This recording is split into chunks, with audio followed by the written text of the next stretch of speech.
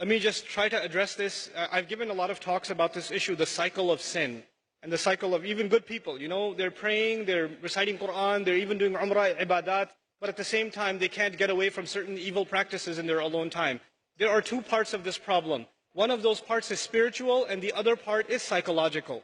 And we have to address both of those parts. Let me start with the psychological only because most of the time when we have these discussions, we don't address the psychological side, we only address the spiritual side. So I'll try to address the psychological side of this a little bit.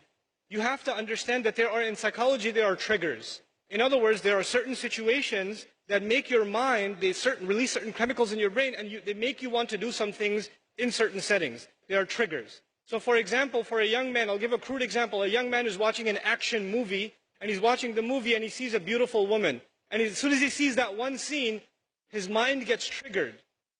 And he pauses the movie and watches something far worse.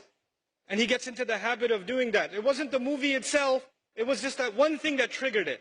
Or for some people, when they go back into their apartment or in their room, when they're alone by themselves, bad things happen.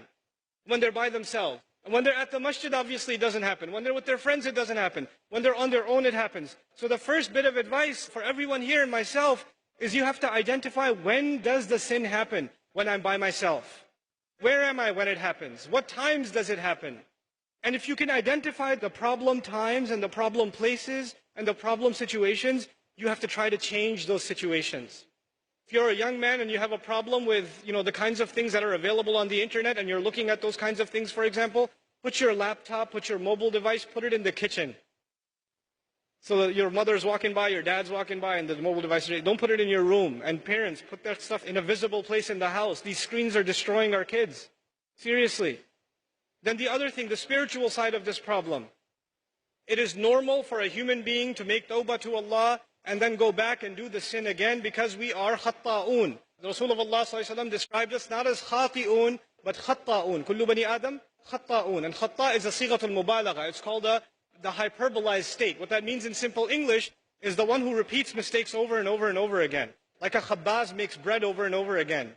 A khatta' makes mistakes over and over again. So that will happen. It's inevitable that some sin will occur over and over again. However, if in the back of your mind, the moment you made tawbah, you are already thinking about 3 weeks from now, I'm going to be doing this again anyway. If you're thinking that in the back of your head, then لَيْسَتِ التَّوْبَةِ لِلَّذِينَ يَعْمَلُونَ السَّيِّئَاتِ.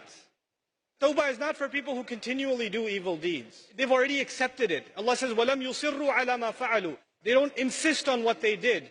In other words, you have to make a serious, verbalized, conscious commitment. This has to stop. Not that one time you cry and you turn to Allah, I'm so sorry, I can't believe I did this, and you don't do it, You have to figure out a way to get away from this entirely, a serious commitment to yourself.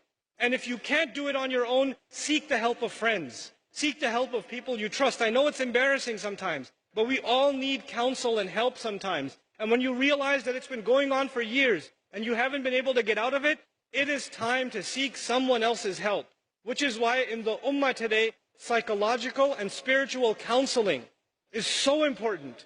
So many young people are in need of counseling and families are in need of counseling. That is one of the greatest priorities of this ummah because that will be a vehicle by which peace will be delivered to people.